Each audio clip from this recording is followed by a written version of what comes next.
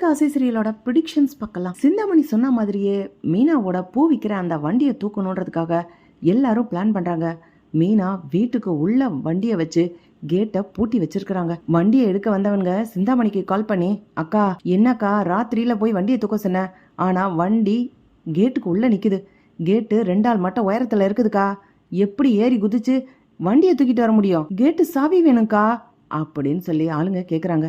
டேய் அதுக்கு தான் நம்மள்ட்ட ஆள் இருக்க அப்படின்னு சொல்லி சிந்தாமணி ரோஹிணிக்கு கால் பண்ணி, ரோஹிணி கேட்டை திறந்து விடுங்க, அப்பதான் மீனாவோட வண்டிய தூக்க முடியும், ஆள்லாம் வந்து ரெடியா வாசல்ல நிக்கிறாங்க அப்படின்னு சொல்லி சிந்தாமணி சொல்றாங்க. என்ன சிந்தாமணி, ஐடியா மட்டும் தான் கொடுக்க முடியும், இந்த மாதிரி சாவி கேட்கற வேலை ஹெல்ப் கேட்கற வேலையெல்லாம் என்கிட்ட வச்சுக்காதீங்க அப்படின்னு ரோஹிணி சொல்லும் போது, என்னம்மா என்ன ரொம்ப ஓவரா பேசுற, உனக்காக உதவி பண்றதுக்காக தான் மீனாவோட வண்டியை தூக்குறேன்னு நான் பிளான் பண்ணிருக்கேன். மீனா வண்டிய வெளியில நிறுத்திருந்தா அப்படியே தூக்கி இருப்போம், அவ கேட்டுக்குள்ள நிறுத்தி இருக்கா, கேட்டு சாவி வேணும்ல, வந்து குடுமா, இல்லன்னு வை நேரா வீட்டுல வந்தே சொல்லி விட்டுருவேன் அப்படின்னு சிந்தாமணி ரோஹிணிய மிரட்டுறாங்க. ரோஹிணி வேற வழியே இல்லாம கேட்டு சாவி கொண்டு வந்து குடுக்கறாங்க. மீனாவோட வண்டி காணோன்னு சொல்லி காலையில எந்திரிச்சு மீனா பரபரப்பா தேடிக்கிட்டு இருக்காங்க. அப்பன்னு பார்த்து முத்து கேக்குறாரு, என்ன மீனா வண்டி எங்க நிறுத்தின, உள்ளதாங்க நிறுத்திருந்தேன், கேட்டு கூட ராத்திரி பூட்டுனேன், அப்ப வண்டி இருந்துச்சு, அப்புறம் எப்படி காணாம போயிருக்கோம் அப்படின்னு மீனா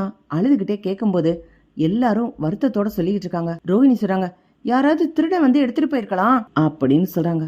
உடனே முத்து சொல்றாரு, அதை எப்படி திருடன் வந்து எடுத்திருப்பான், அதான் உள்ள வச்சு கேட்டு பூட்டி இருக்குல்ல, திருடன்களுக்கு என்ன இந்த கேட்டை உடைக்கிறதா கஷ்டம், ஈஸியா பூட்டை உடைச்சிட்டு உள்ள வந்து எடுத்துட்டு போயிருப்பான் அப்படின்னு சொல்லி ரோஹிணி சொல்றாங்க. முத்து, இல்லையே நான் பார்த்தனே, பூட்டு ஒண்ணும் உடைக்கல, நல்லா திறந்து வந்து வண்டியை எடுத்துட்டு போன மாதிரி தான் இருக்கு, அப்படின்னா வீட்டுல இருக்க யாரோ ஒருத்தர் தான் சாவியை எடுத்து கொடுத்துருக்காங்க அப்படின்னு சொல்லி முத்து கேக்குறாரு. எங்க அப்பா எடுத்து கொடுக்க மாட்டாங்க, எங்க அம்மா போய் படுத்த உடனே தூங்கிருப்பாங்க, ஸ்ருதி ரவி செய்ய மாட்டாங்க, மிச்சம் இருக்கிறது மனோஜும் பார்லர் அம்மாவும் மட்டும்தான், நீங்க 2 பேரும் தான் செஞ்சீங்களா அப்படின்னு முத்து கேக்கும்போது, என்ன முத்து, மீனா நைட்டு கேட்டு பூட்டிட்டு சாவியை கொண்டு நீங்க மாட்டினாங்க, அப்புறம் நான் எதுக்கு அங்க இருந்து சாவி எடுக்க போறேன் அப்படின்னு ரோஹிணி சொல்றாங்க. முத்து சொல்றாரு, மீனா சாவியை இங்க மாட்டினாங்கன்னு உங்களுக்கு எப்படி தெரியும் அப்படின்னு முத்து ரோஹிணி மேல சந்தேகப்படுறாரு.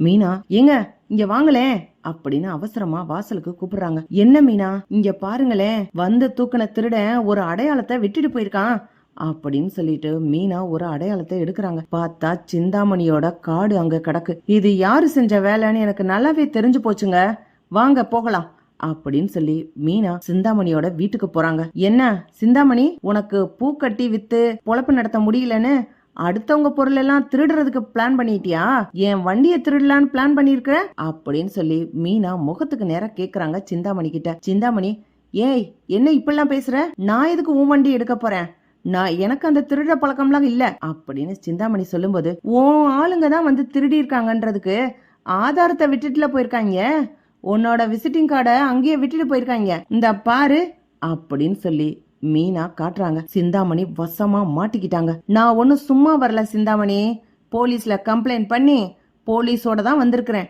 அப்படின்னு மீனாவும் சொல்றாங்க. போலீஸ் சிந்தாமணிய அரெஸ்ட் பண்ணி கூட்டிகிட்டு போறாங்க. சிந்தாமணி வேற வழியே இல்ல, ரோஹிணி தான் இந்த மாதிரி செய்ய சொன்னா, எனக்கு ஒரு மண்டபத்துல பூ ஆர்டர் எடுத்து கொடுக்கறேன், அதுக்கு பதிலா மீனா அம்மாவோட பூக்கடையை எடுத்துரு, அதுவும் பத்தாது மீனாவோட வண்டியையும் எடுத்துரு, அப்பதான் மீனா வருத்தத்தோட அலைவான்னு சொல்லி ரோஹிணி தான் சொன்னான் அப்படின்னு சொல்லி சிந்தாமணி போட்டு கொடுத்துறாங்க ரோஹிணிய. முத்துவும் மீனாவும் சிந்தாமணிய வீட்டுக்கே கூட்டிக்கிட்டு வராங்க. ரோஹிணி, ரோஹிணி வெளியில வாங்க அப்படின்னு மீனா கத்துறாங்க. ரோஹிணி வெளியில வந்த உடனேயே சிந்தாமணிய பாக்குறாங்க. என்ன சிந்தாமணி அப்படின்னு கண் ஜாடையிலே கேட்கும் போது முத்து சொல்றாரு, என்ன பார்லருமா, கண்ணாலே பேசுற போல இருக்கு, வேண்டாம் வேண்டாம் வாயாலே பேசலாம், சிந்தாமணி சொல்லுங்க அப்படின்னு சொல்லும்போது ரோஹிணி ரொம்ப தைரியமா இருக்காங்க. சிந்தாமணி மாட்டிக்கிட்டாங்க போல இருக்கு, ஆனா எப்படியும் என்ன மாட்டி விட்டுருக்க மாட்டாங்க அப்படின்னு ரொம்ப தைரியமா இருக்கும்போது, எல்லாம் இந்த ரோஹிணி சொல்லிதான் மீனாவோட ஸ்கூட்டரையும் மீனா அம்மாவோட கடையும் நான் எடுத்தேன் அப்படின்னு சொல்றாங்க. ரோஹிணிக்கு அதிர்ச்சி ஆயிடுது. என்ன சிந்தாமணி இப்படி அப்படின்னு ரோஹிணி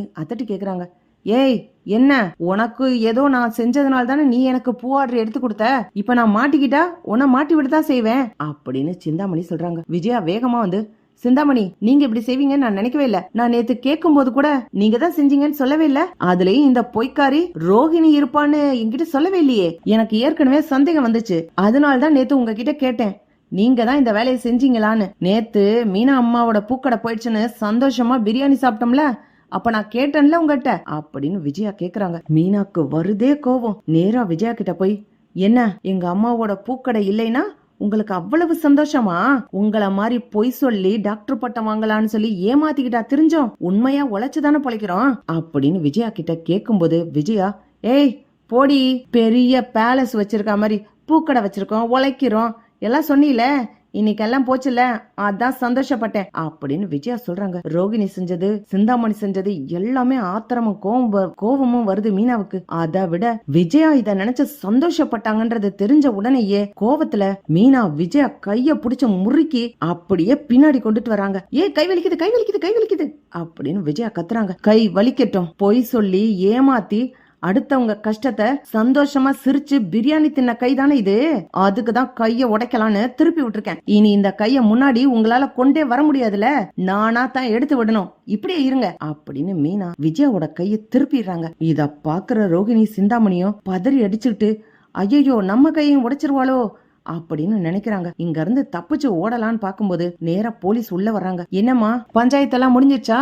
அக்யூஸ்ட் எல்லாம் அரெஸ்ட் பண்ணி கூட்டிட்டு போலாமா அப்படின்னு கேக்குறாங்க. ஆமா sir, accuse number 1 Chintamani, main accused இந்த ரோஹிணி தான். ரோஹிணி ஐடியா கொடுத்து சிந்தாமணி இந்த வேலையை செஞ்சிருக்காங்க. இவங்க 2 பேரையும் அரெஸ்ட் பண்ணி ஜெயில போடுங்க சார் அப்படின்னு மீனா சொல்றாங்க. ரோஹிணி உடனே, மீனா என்ன நீங்க, நான் இதெல்லாம் சொல்லவே இல்ல. இல்ல ரோஹிணி, நீங்க தான் சொன்னீங்க, சாவி எடுத்து கொடுத்ததும் நீங்க தான், எல்லாமே தெரியும். அப்படின்னா இதுக்கு முன்னாடி இவரோட கார்ல பிரேக் ஆயில கட் பண்ணி விடுறதுக்கு கார் சாவி எடுத்து கொடுத்தது நீங்க தானே, அதுக்காகவும் தான் இந்த கம்ப்ளைண்ட் அப்படின்னு சொல்லி ரோஹிணி மேல கம்ப்ளைண்ட் பண்ற. ஸ்ருதி உடனே, ரோஹிணி நீங்க என்ன பெரிய கிரிமினலா இருக்கீங்க, பொய் சொல்றீங்க, ஏமாத்துறீங்க, எல்லாம் மனோஜ் மேல இருந்த காதல்னால அப்படின்லாம் சொன்னீங்க. இப்ப மீனாவை எதுக்கு பழி வாங்குறதுக்கு நினைக்கிறீங்க?